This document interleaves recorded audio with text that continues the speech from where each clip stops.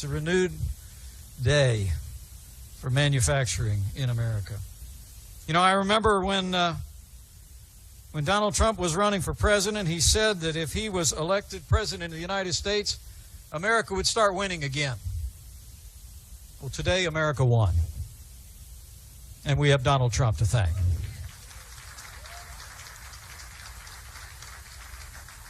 And I got a feeling, working beside this extraordinary man, this is just the beginning of a lot more good news all across America. So, without any further ado, my fellow Hoosiers, it is my high honor and distinct privilege to introduce to you a man of action, a man of his word, and the President-elect of the United States of America, Donald Trump.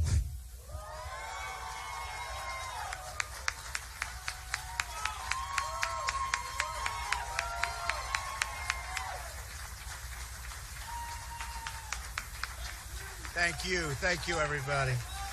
Thank you very much. Thank you very much. I love that red hat.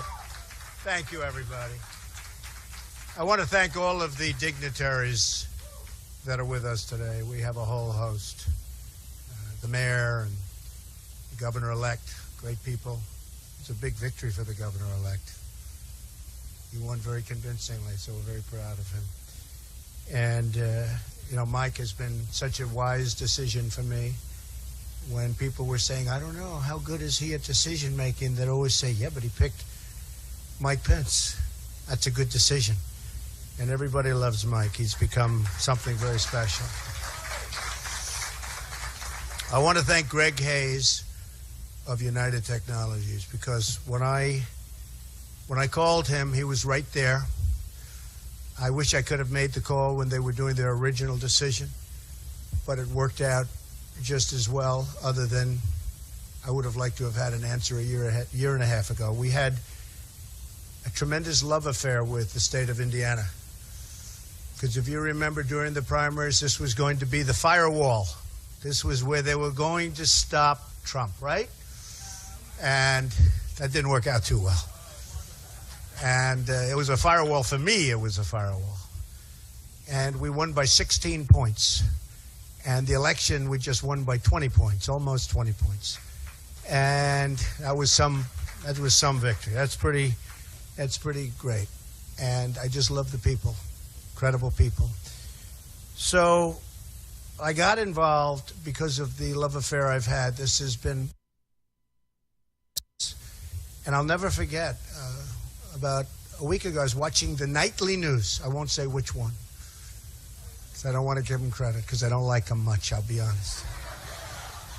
I don't like them, not even a little bit. But they were doing a story on Carrier.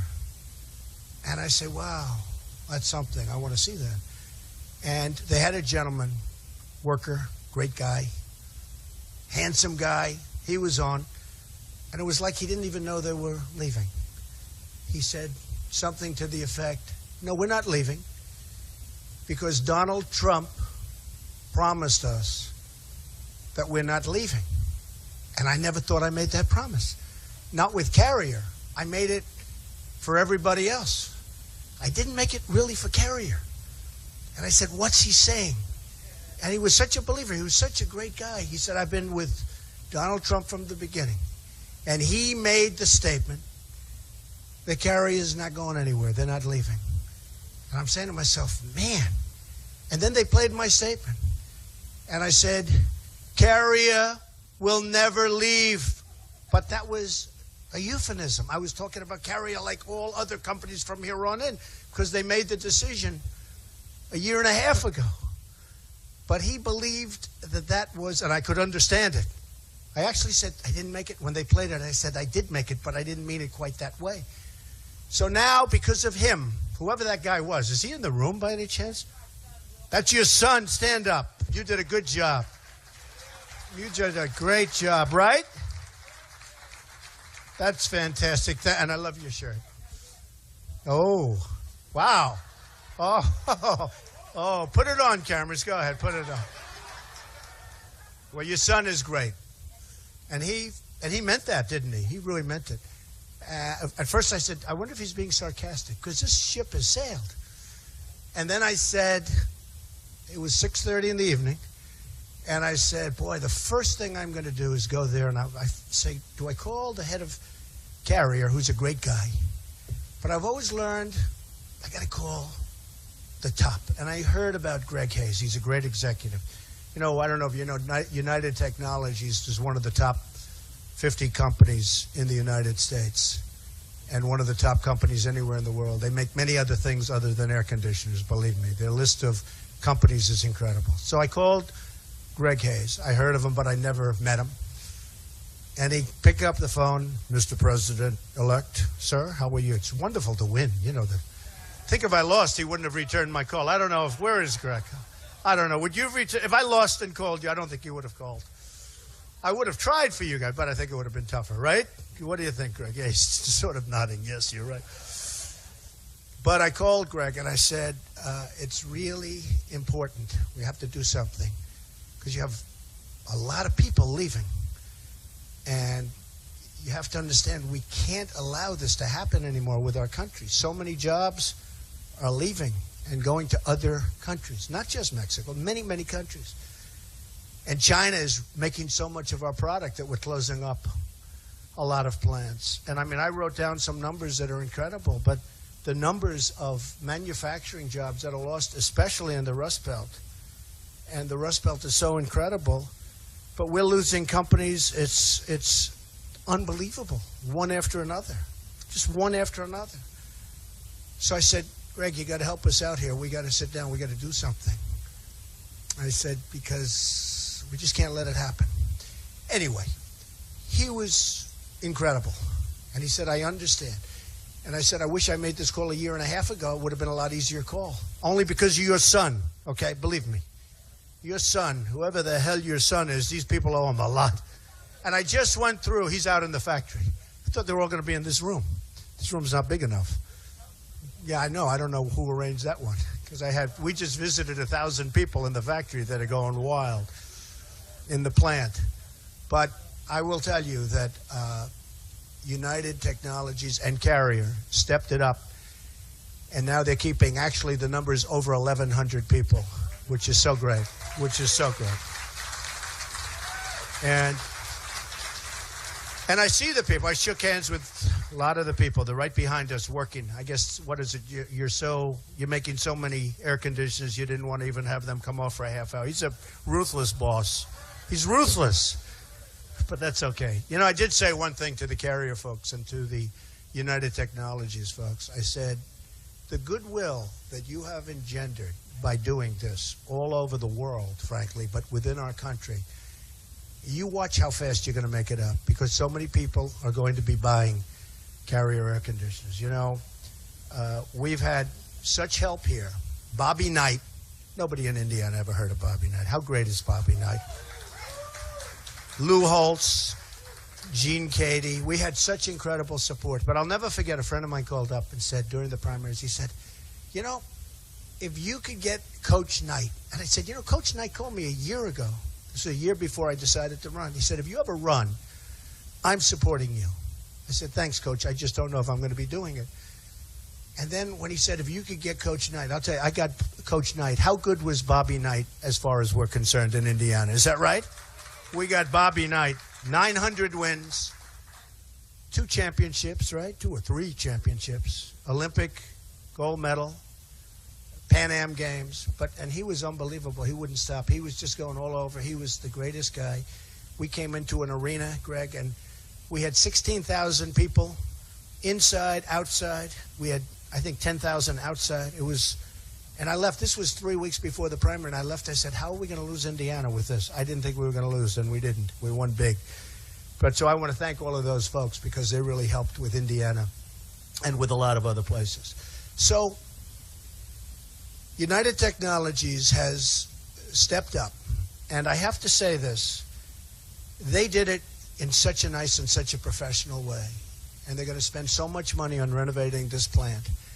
And I said, Greg, say that number. You know, he said 16 million. Well, the minimum number is 16. It's going to be in my opinion, a lot more than that. He said, well, I'd rather say the lower number. See, I'd rather have him say the higher number, so I won't say it, okay? It's just a difference in philosophy. Do you agree? Both are okay, but difference in philosophy. But they're going to spend more than 60. They're going to spend a lot of money on the plant. And I said to some of the folks, I said, companies are not going to leave the United States anymore without consequences. Not going to happen. It's not going to happen. I'll tell you right now. We're losing so much. So one of the things we're doing to keep them is we're going to be lowering our business tax from 35%, hopefully down to 15%, which would take us from the highest tax nation virtually in the world. This is terrible for business. To one of the lower tax, not the lowest yet, but one of the lower tax. The other thing we're doing is regulations. The regulations are, in fact, if I asked Greg and your folks, you would probably say regulations might be worse for you than even the high taxes, which is the biggest surprise of the whole political experience. I thought taxes would be number one, regulations would be up there someplace.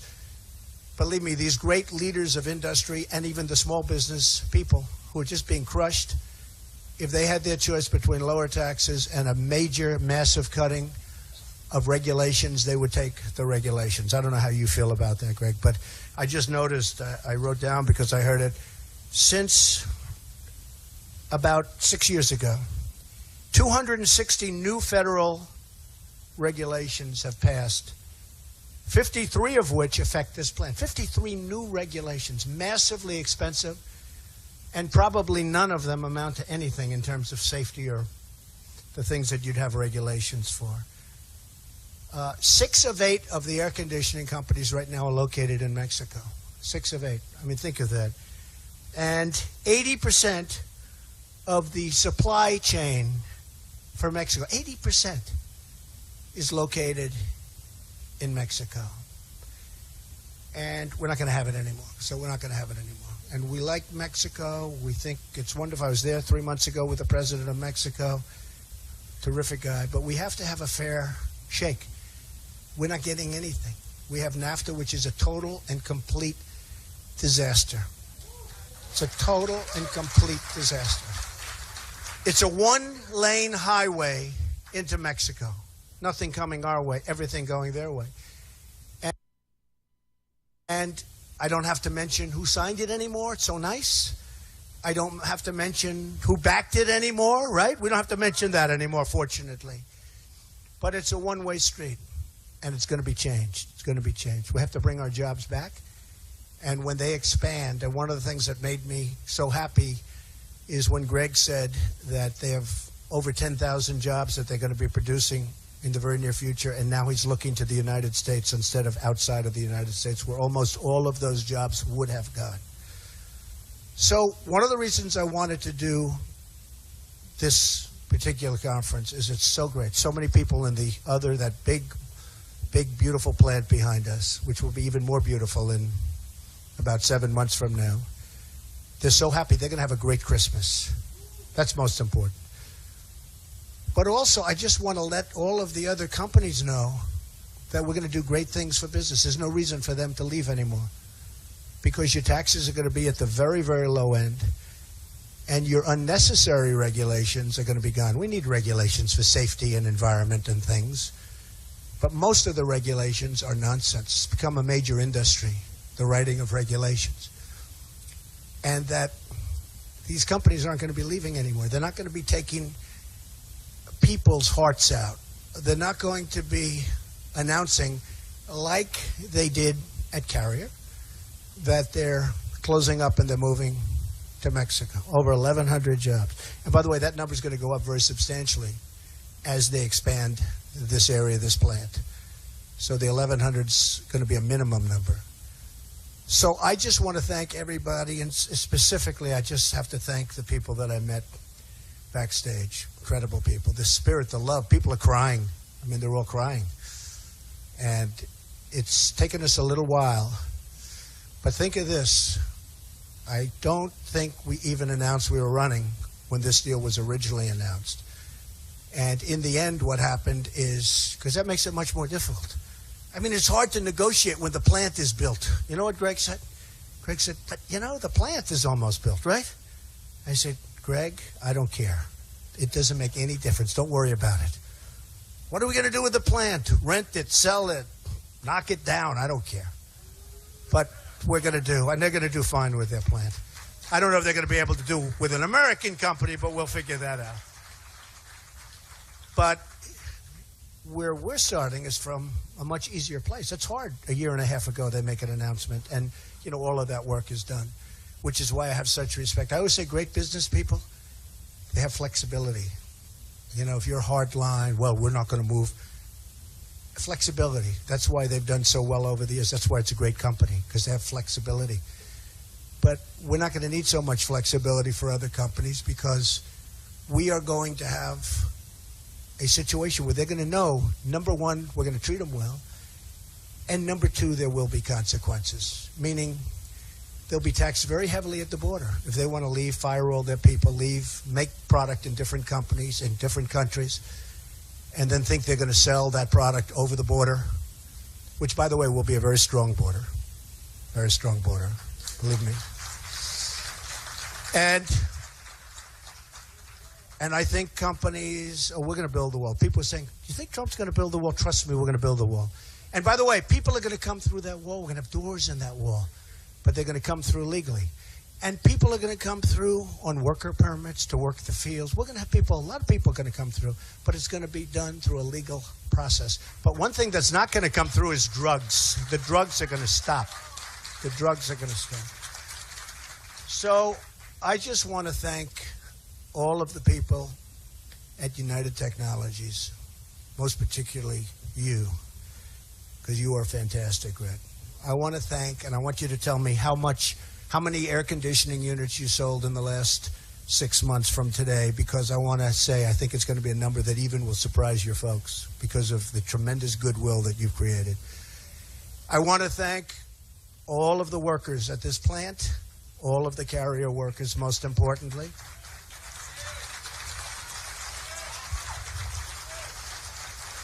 I want to thank my great Vice President-elect, because I'll tell you what, one of the really good decisions, but I want to thank Mike. And we're going to be doing this, and if I have to tell you, during speeches, I'd say, they say it's not presidential to call up these massive leaders of business. I think it's very presidential. And if it's not presidential, that's okay. That's okay, because I actually like doing it. But we're going to have a lot of great people that can also do it and do it as well as I do it. But we're going to have a lot of phone calls made to companies when they say they're thinking about leaving this country, because they're not leaving this country. They're not going to leave this country. And the workers are going to keep their jobs. And they can leave from state to state. And they can negotiate good deals with the different states and all of that. But leaving the country is going to be very, very difficult. So I want to thank everybody. We love you folks. I want to really, really thank the people of Indiana. We had 2 massive victories in a very, very short period of time. And all of the workers have a great, great Christmas and a fantastic New Year. Thank you very much, everybody. Thank you. Thank you. Thank you very much. Thank you. President-elect Donald Trump wrapping up his remarks there in Indianapolis at Carrier. We would like to thank everybody for sticking with our stream through the technical difficulties. We kind of got it straightened out there. I wanted to explain that this happened on a very short notice, and we did not have all of our equipment. We had to send a guy out from Cincinnati who's there stationed tonight for the rally. But we got it done, and I want everybody to tune in tonight at 7 o'clock Eastern time for the rally in Cincinnati.